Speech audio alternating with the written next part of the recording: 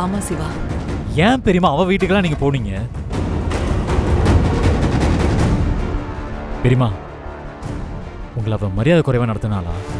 அதெல்லாம் ஒண்ணு இல்லையா? உண்மையை சொல்லுங்க பெரியமா, உங்களை அவ தரைக்குறைவா எதுவும் பேசினாளா?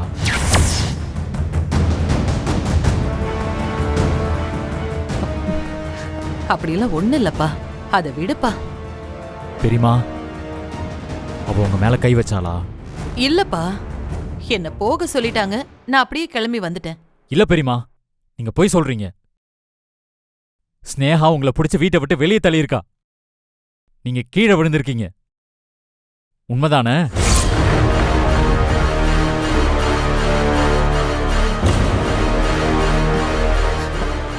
ஏதோ அவ கோவத்துல அப்படி பண்ணிட்டாப்பா, விடு சிவா. எப்படி பெரியமா விட முடியும்? அவ எப்படி உங்க மேல கை வைக்கலாம்? நீங்க ஏன் பெரியமா முதல்ல அவ வீட்டுக்கு போனீங்க? அவ என் மேல போட்ட கேஸை நான் லீகலா பாத்துக்குவேன். எனக்காக நீங்க அவகிட்ட எல்லாம் போய் கெஞ்சிட்டு இருக்காதீங்க பெரியமா. ஆறுமுகம் படிக்காதவன், அடிதடி வெட்டு குத்துன்னு ஏகப்பட்ட வழக்கு அவன் மேல போலீஸ் ஸ்டேஷன்ல கிடக்கு. போலீஸ் ஸ்டேஷனுக்கும் கோர்ட்டுக்கும் அவன் போய் நம்ம குடும்பத்தையே அப்போ ஊர்ல உள்ளவங்க எல்லாம் ஒரு மாதிரி பார்க்க ஆரம்பிச்சாங்க. நீ டாக்டர் ஆனதுக்கு அப்புறம் தான் நம்ம குடும்பத்தை அவங்க மரியாதையா பார்க்க ஆரம்பிச்சாங்க. நம்ம குடும்பத்தை டாக்டர் குடும்பம்னு எல்லாரும் பெருமையா சொன்னாங்க. அப்படிப்பட்ட ஊ மேலேயே அந்த ஸ்னேகா கோர்ட்ல கேஸ் போட்டிருக்கா. நீ கோர்ட்டுக்கு போய் குற்றவாளியா கை கட்டி நிக்கிறத பாக்குற சக்தி எனக்கு இல்லப்பா. நீ கோர்ட்டுக்கே போக கூடாதுன்னு தான் ஸ்னேகா வீட்டுக்கு போய் கேஸ வாபஸ் வாங்க சொல்லி கேட்கலான்னு போனேன். ஆனா அவ உன்னை பழி வாங்கணும்னு ரொம்ப தீவிரமா இருக்காப்பா. எனக்கு ரொம்ப பயமா இருக்கியா? உன்னை அந்த ஸ்னேகா கோர்ட் வரைக்கும் இழுத்துட்டாளேன்னு எனக்கு ரொம்ப அவமானமா இருக்கியா? என்ன பெரியமா நீங்க இதுக்கெல்லாம் போய் அழுதுட்டு இருக்கீங்க? பெரியமா, என்னை பத்தி நீங்க எதுவும் கவலைப்படாதீங்க. நான் நீங்க வளர்த்த புள்ள பெரியமா. நான் எந்த முடிவெடுத்தாலும் சரியான முடிவா தான் எடுப்பேன். நான் எந்த தப்பும் பண்ணலன்னு முதல்ல நீங்க நம்புங்க. இந்த கேஸை நான் லீகலா பாத்துக்கிறேன். நீங்க என்ன நினைச்சு பயப்படாதீங்க. ஸ்னேகாவை நான் பாத்துக்கிறேன். நீங்க அழாதீங்க பெரியமா, அழாதீங்க பெரியமா. சிந்து, கூட்டிட்டு போ. வாங்க அத்தை.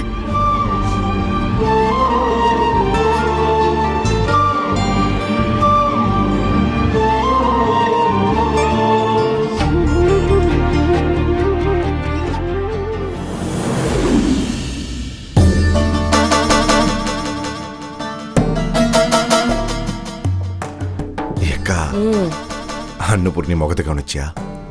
முகம் செத்து போய் உக்காந்துருக்கா. கவனிச்சேன். சிவா மேல போட்ட கேஸை வாபஸ் வாங்க சொல்லி ஸ்னேகா வீட்டுக்கு போய் அந்த அன்னபூர்ணியை அழுதுருக்கா. ஸ்னேகா சும்மா விடுவாளா? அன்னபூர்ணிய கழுத்தை பிடிச்சி வெளில விரட்டி விட்டுருக்கா. ஸ்னேகா இந்த வீட்டுக்கு வந்தப்போ அந்த அன்னபூர்ணி அவளை எவ்வளவு அவமானப்படுத்தியிருக்கா. எல்லாத்துக்கும் சேர்த்து வச்சு அவ செம்மையா அவமானப்படுத்தியிருக்காடா. இந்த அன்னபூர்ணிக்கு இதுவும் வேணும், இதுக்கு மேலேயும் வேணும். அம்மா, ஸ்னேகா நம்ம அண்ணன் மேல தானம்மா கேஸ் போட்டிருக்கா. நீ ஏமா ஸ்னேகா கிட்ட சொல்லி அண்ணன் மேல போட்ட கேஸை வாபஸ் வாங்க சொல்லல? உன்னதாம்மா கேக்குறேன், சொல்லு. அன்னபூரணி பெரியமாவே அந்த ஸ்னேகா வீட்டுக்கு போய் கேஸை வாபஸ் வாங்க சொல்லி அழுது கெஞ்சிருக்காங்க. ஆனா நீ பெத்த தாய் தானம்மா, ஸ்னேகா கிட்ட போய் கேஸை ஏமா வாபஸ் வாங்க சொல்லல?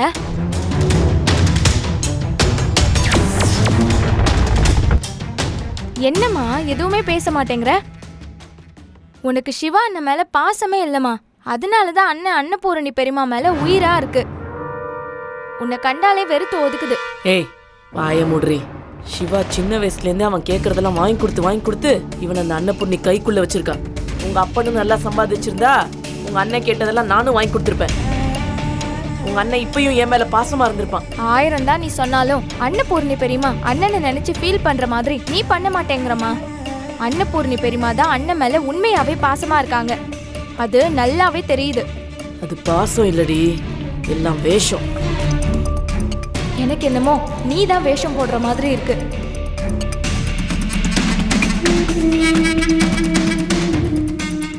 ஏங்கா ஸ்னேகா சிவா மேல தானே கேஸ் கொடுத்துருக்கா. அதனால நாளைக்கு சிவாக்கு தானே பிரச்சனை வரும். ஸ்னேகா சிவாவை பழிவாங்க கேஸ் போடலடா, சிந்துவை பழிவாங்க கேஸ் போட்டிருக்கா. சிவா மேல கேஸ் போட்டா சிந்து பயந்து போய் சிவாவை டிவோர்ஸ் பண்ண ஒத்துப்பாங்கிற நம்பிக்கையில கேஸ் போட்டிருக்கா. ஏக்கா சிந்து டைவர்ஸ்க்கு ஒத்துக்க நினைக்கிறேன். நீ வாய்ப்பு இருக்குடா. நீ வேறக்கா, அவள டைவர்ஸ்க்கு ஒத்துக்க மாட்டா. ஸ்னேகா போட்ட கேஸ்ல சிவா தான் மாட்டிக்கிட்டு உள்ள போய் தவிக்க போறான். அப்படிலாம் கண்டிப்பா நடக்காது. சிந்து சிவா படுற அசிங்க அவமானத்தை எல்லாம் தாங்க முடியாம அவளே சிவாவை டிவோர்ஸ் பண்ண ஒத்துப்பா. நீ வேணா பாரு. எனக்கு தெரியலப்பா, நீ எது செஞ்சாலும் அதுல ஒரு காரணம் இருக்கும். எனக்கு தெரியல, நான் ஒரு வேலையை போயிட்டு வரேன்.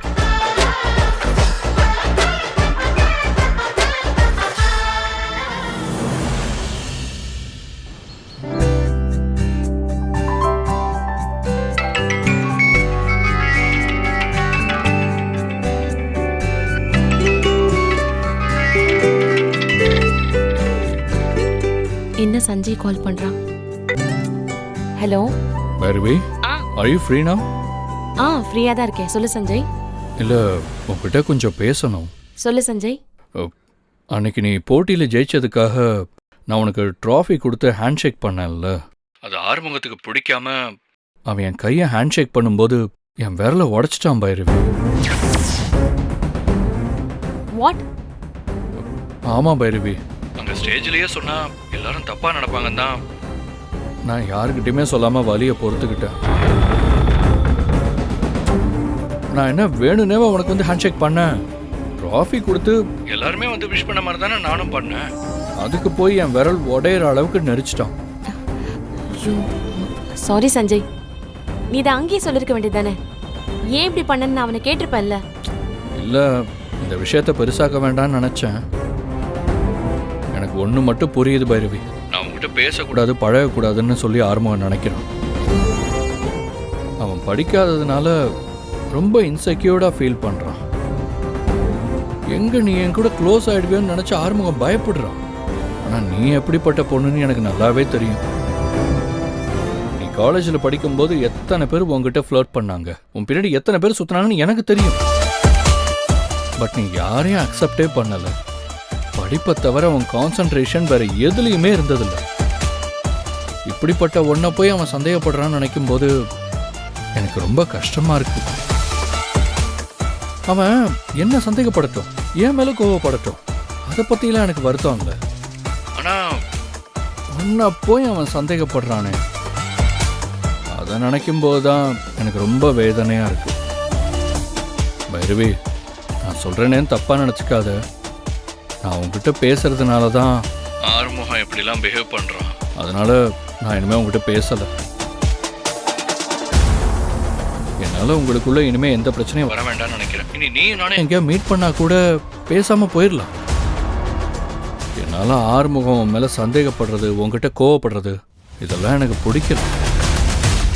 நான் எடுத்த டெசிஷன் சரியா தப்பான்னு எனக்கு தெரியல. உன் லைஃப் நல்லா இருக்கணும்னு தான் இந்த டெசிஷனை நான் எடுத்திருக்கேன். சாரி பைரவி. Take care. பாய்.